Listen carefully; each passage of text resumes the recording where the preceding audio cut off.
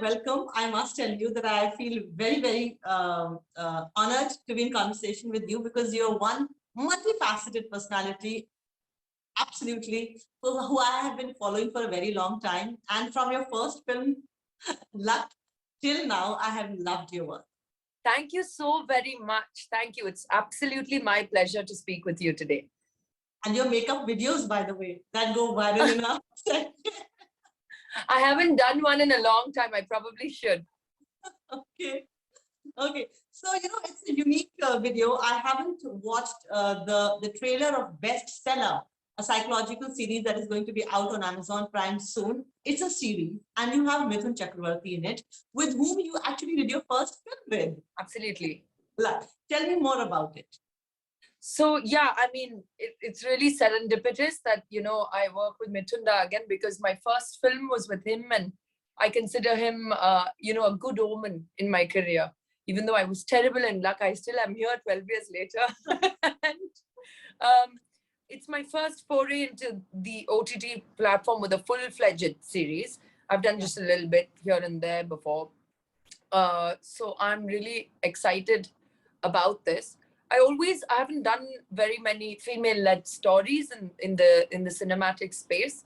So I always knew that I wanted to do a female-led story when I did enter this world of OTT platforms. So when Siddharth Malhotra, creator, approached me with the script, I read it and I instantly loved it. I think it's a great read, and that's always, wonderful when even in text it pops off the page and has a rhythm and a speed to it that's exciting. It read like a thriller, so I really liked that, and I really like my character, and all of the actors in the show are fantastic, and all of them have wonderful layered and nuanced characters. So I'm really, really looking forward to people watching this and fingers crossed enjoying it. Is it an ensemble, and what is Mithunda doing in it? Yes, he's playing a wonderful role that is, at the crux of many things with the story. It moves because of him, and the story of this girl Meetu and this character, it's something that I really enjoyed reading, just even as an audience member and shooting as an actor. And I think that every character is really important. But it's as a woman, whether you're watching it or whether you're a part of it, it's wonderful to be part of a story where you are the accelerator of the story, so to speak. Yeah. You've done action in Ravi Teja's track, and then you've been a trained singer. You actually studied music in the US. You came back, you've been nominated several times as a female playback singer, and then you're an actor too. What is it about performing arts that you really like, one? And why do you think it is important for you to do many things at one time as opposed to doing one thing only at one time? I don't think I woke up and said, I want to be multifaceted and do many things. It's actually the house I grew up in.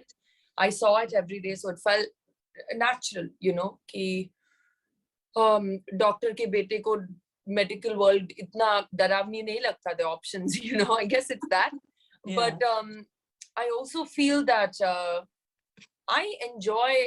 there's a part of me that very much enjoys the connection you can make with strangers through art. Storytelling is a human trait, and storytelling is a human gift, that takes our civilization forward. We remember stories from history. It's such an integral part of who we are. Yeah. And how beautiful it is for me. I'm always thankful to God that I get to be a part of a profession where I get to tell so many stories. That's true. That's true. And that's how you touch so many people's lives, through your music, through your performances. Tell me, you work in all mediums. You've been working in Telugu, Tamil, now Hindi. You actually did your graduation, having born and brought up in Chennai, erstwhile Madras. Yes. You did your graduation from Mumbai. What's the difference between the thinking of these two worlds in Mumbai, Maharashtra, Bollywood, as we call it, and in Tamil, Telugu? Because there is an increasing curiosity about Tamil cinema and Telugu cinema and certainly Malayalam cinema, especially in the post-pandemic world where everybody watched a lot of content Yeah. from down south. There isn't much of a difference, and that's what's always troubled me. I'm like, why are we saying down south? Yahan, wahan pe, yahan pe. Like, it never made sense. But one difference I'll tell you right off the bat is, except for Mr. Akshay Kumar, no one's ever been on time in Bombay, really. like that's definitely, the shoot doesn't start particularly on time. Whereas it's a standard practice to start on time in Tamil and Telugu, pretty much. Not that there aren't exceptions there, but jokes aside, I don't feel that there's that much. There are differences culturally, of course. There are differences in working methods, but we're all, like coming back to that, we're all telling stories, and different people have different ways of working and telling those stories. I feel very blessed to have, been born and brought up in a very multicultural home. And then to have a career that spans that, and then even to be able to go to America and do a TV show. And then, hopefully I'd love to work in all languages, even outside of India. For example, I'd heard Telugu, but I'd never spoken Telugu ever till my first film in Telugu. Today, I speak, understand, and know a completely different language. I'd love to do that with more Indian languages, and I'd love to do that with languages even outside of India. How amazing is it that we live in a country that has so many ways of speaking with each other, culturally and, linguistically. So I'm just really, really fortunate to be able to have, been going across that. Now, coming to you, the second part of your question is, I think we've always had this cross-cultural referencing in terms of remakes, in terms of technicians going back and forth. The female leads going back and forth, that's also happened. And there was a time like in the 80s and 80s, I think, from what my parents tell me, where there were a lot of collaborative projects happening, and there wasn't this divide, so to speak, or inferiority or superiority or whatever you want to call it. Nothing was bigger or smaller. They were all movies. I think we're moving back into that time, and that's first started with, dubbed films. And now, as you said, in the pandemic, people had the choice to go select what they wanted to watch. And guess what? They chose this time that we're enjoying after the success, massive success and appreciation of films like Bahubali and Pushpa, and now there's no arguing it. Like, it's not even a question or point of discussion, it's a moot point. So I feel that it's a great, exciting time, because we have seen that now it's determined by the audience's choice. And I've always said, I've been here because of my directors and audiences, definitely not my critics. So, my directors and my audiences. So it's wonderful to see that, amalgamate into where we are today. I remember watching Hiram. Shruti, you were a child actor in Hiram. I was not a child actor. I was a child screen passer, because I had literally just walked past the frame. For Hiram, Vallabhbhai Patel's daughter, I guess. Yeah, I was a professional frame passer. That was what I did. I passed the frame. Toward camera, not across. But so when you just back from school and you did that one thing? No, so I was basically, I had a job on the set. I was my mom's costume assistant in my summer vacations, and that film took quite a while to make. So I spent I think 2 years of my vacations assisting my mom in the costume department.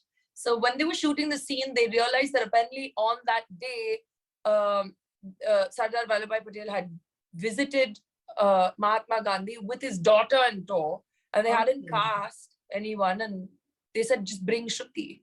And that's how I got my first on-screen passing debut. And I had sung in the movie, which was something I was like very proud of. Yeah, you did. Great.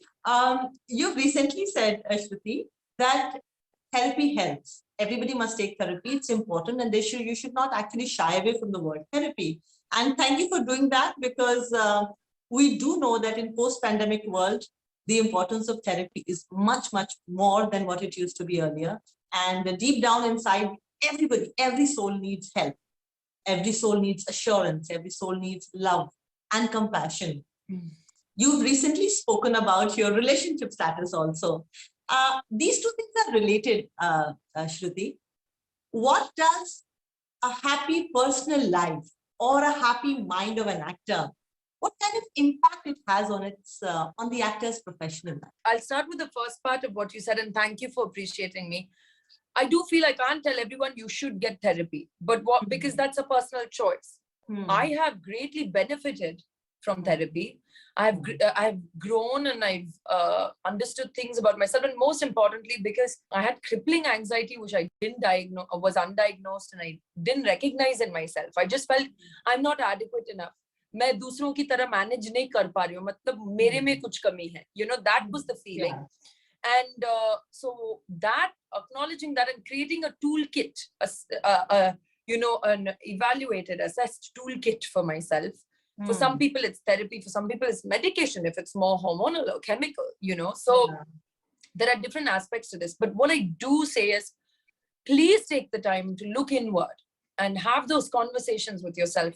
And mostly they're tough, especially when you're starting out on that journey. It's tough to face the inner world, much harder than it is to face the outside. But once you face the inner world, the outside world is PG-13. It's peanuts. You know, I mean, not really, but it is. You get a toolkit. You get some sort of ability to, or a map, roadmap for you.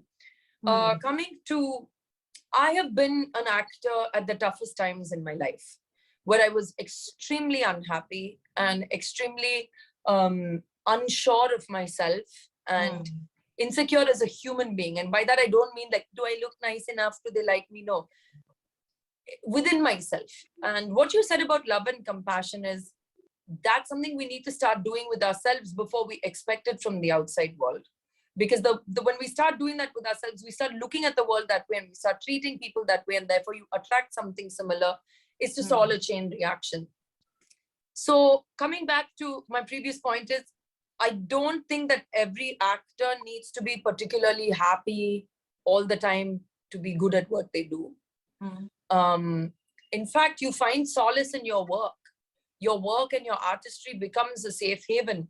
I think I've spent the majority of my life knowing that my work and my music and my going to the film set has been a haven of safety and comfort. And it's like, thank God I'm doing this beautiful job with the things I love. Yeah. Today, I can say I'm probably the happiest I've ever been in my life, professionally, personally. And it all stems from the fact that I learned to be happy with myself in a way that I haven't been before. And therefore, I think it's automatically relaying into all other aspects of my life. And having said that, because of the kind of songwriting I used to do before, which was motivated and driven from a completely different place, I thought, oh my God, how am I going to write with the same intensity or pain or passion? And that's where my acting really helped me create a narrative that, you know, is true to all the parts of me. And that has impacted me in a way of wanting to find roles like that, and then wanting to sing more about the hidden parts, and then saying that I can be that as an artist, but I can be, a different person in my personality and personal life.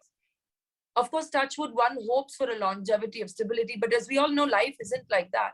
And that's where art has truly been my haven. It doesn't matter if people have loved it or appreciated it or not. I'm just very blessed to be able to reflect and express myself as an artist. And it's taken me through some very tough times in my life.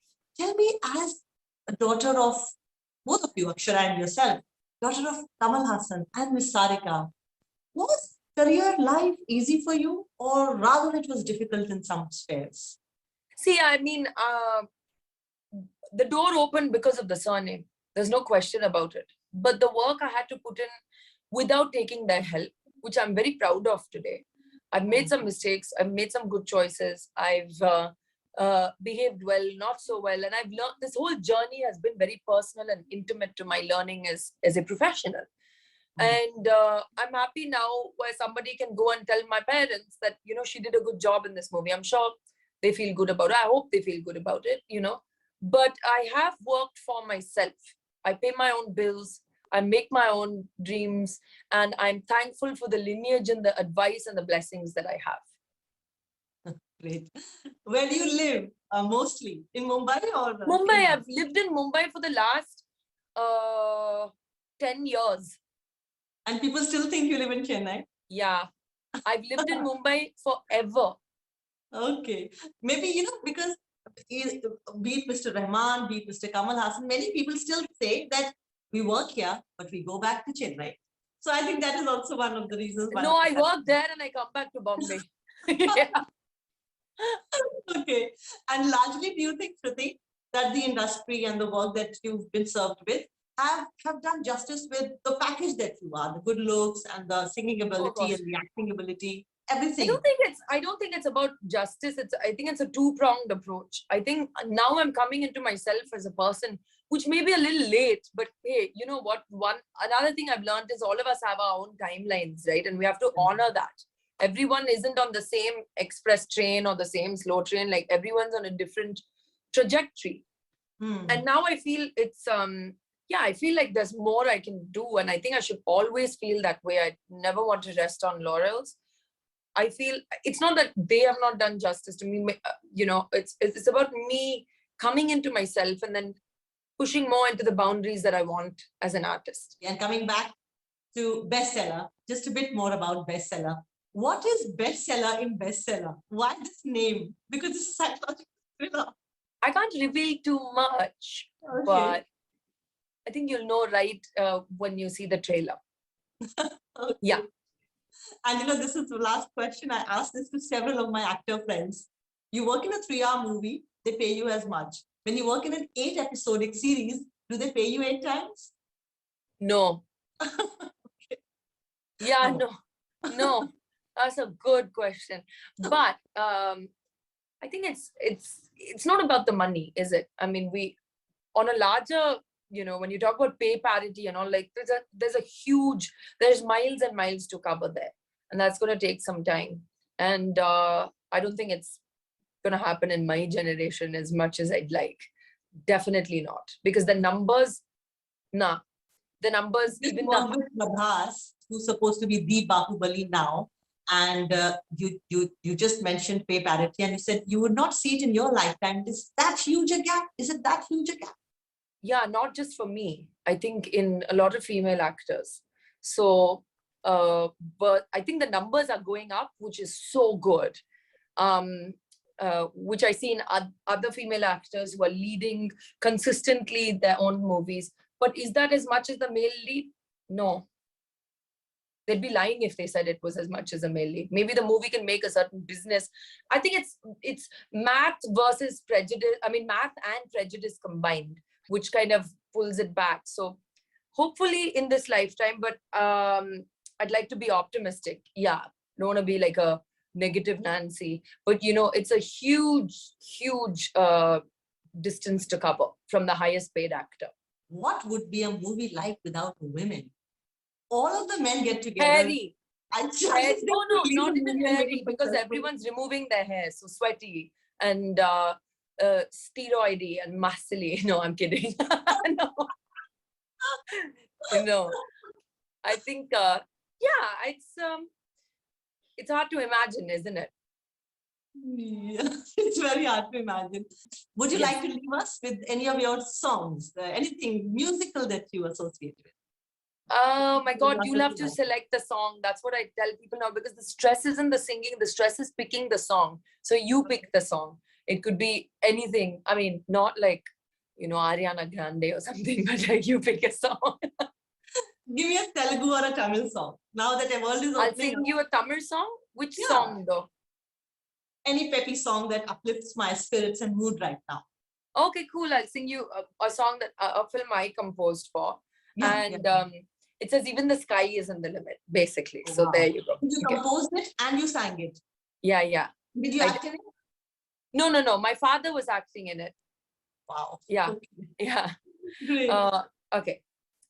வானம் எல்லை என்பது என்றில்லை நாளை என்று தனி ஒரு நிலை இல்லை என்றும் easier said than done solve the problems one by one இருந்தது நிகழுது எதிரில்ல பார் na. There you go. Thank you. May God be with you. May you keep your spirits always high and up, and we see a lot more of you on the celluloid. Thank you so much and wish you the best. Thank you, Shruti. Stay blessed. Bye. All the best.